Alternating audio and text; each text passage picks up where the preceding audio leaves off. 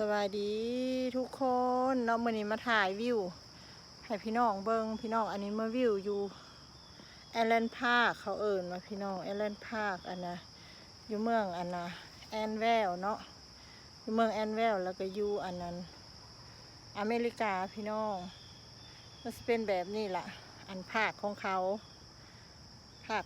ได้นี่นะพี่น้องมันก็งามอยู่พี่น้องเอ้ยสิเป็นในลักษณะแบบนี้ล่ะอากาศยามเช้าๆเนาะแล้วก็5-6 โมงเพราะว่าคนก็กำลังออกเฮ็ดเวียกเฮ็ดงานอันนี้เขาก็ตัดหญ้าเบิดเลยพี่น้องมันเป็นอันนั้นของหลวงมันก็งามอยู่อันนี้มันก็เป็นบิวดิ้งเขาเนาะแล้วก็ขึ้นมาทางเทิงพี่น้องขึ้นมาทางเทิงทายขึ้นมานี่ก็เป็นหม่องอันนะที่เด็กน้อยลินอยู่เทิงหัน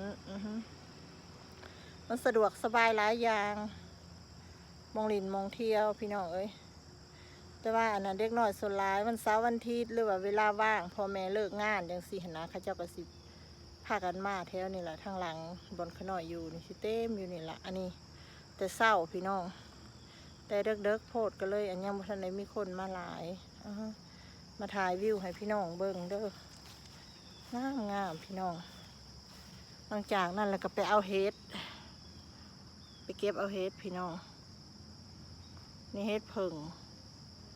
ไปเก็บเอาเห็ดเพิงอยู่อันนั้นแถวใกล้ๆภาคนี่แหละถ้าผู้ใดมาแต่เศร้าก็สิได้พี่น้องแต่ว่ามาซอยแล้วอาจจะบ่ได้หลายดอกใหญ่ๆงามๆพอดีกินพี่น้องคนหลายประเทศก็กินคือกันบ่แม่นซีเมนประเทศไทยประเทศลาวได้พี่น้องพวกปากีสถานก็กินพวกยูเครนก็กินพี่น้องมื้อนั้นมาพ่อเขาเจ้ามายังถามเขาเพิ่นว่าค่อยมาเอาหมักเห็ดนี่เมื่อเห็ดซุปว่าซั่นแซ่บว่าซั่นอันนี้ก็เก็บได้หลายเติบอยู่พี่น้องมีแต่ดอกใหญ่ๆขาวๆงามๆยังวะมาถ่ายอันให้พี่น้องเบิ่งว่าอยู่เมืองอเมริกาก็มีกินมีอยู่คือกันพี่น้องมีเมื่อยามเฮ็ดกะออกยามเฮ็ดปวกก็เกิดพี่น้องแถวไปทางนี้ก็เป็นว่าป่าเฮ็ดปวกสิออกหลายได้ทางนี้นะเดือน9มันสิออกพี่น้อง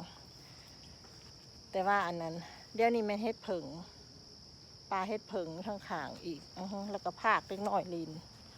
มีหลายหม่องหลายเที่ยวพี่น้องหลายหม่องหลายเจหม่องหาอยู่หากินแล้วก็มองคนมายางอันนี้ก็เป็นทางอันนั้นรถพวกที่เห็ดเรียกอยู่นี่แต่ว่าทาคนเฮาธรรมดาจะเข่ามากกว่าได้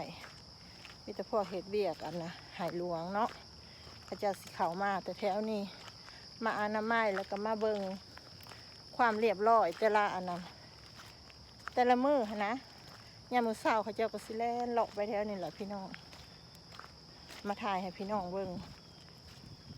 ว่ายังมีป่าดงพงไผ่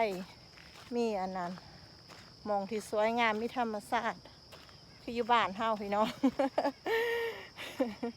มาถ่ายให้พี่น้องเบิ่ง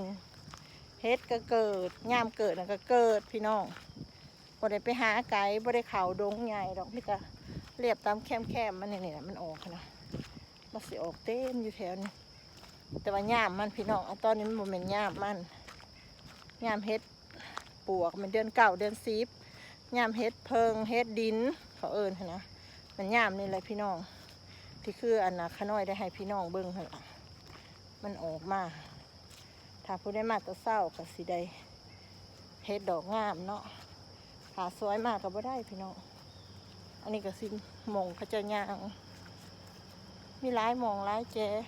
มีแต่หม่องงามๆพี่น้องเอ้ยมาถ่ายให้พี่น้องได้เบิ่งถ้าผู้ใดเบิ่งแล้วก็อย่าลืมกดไลค์กดแชร์เด้อพี่น้องขอบใจทุกคน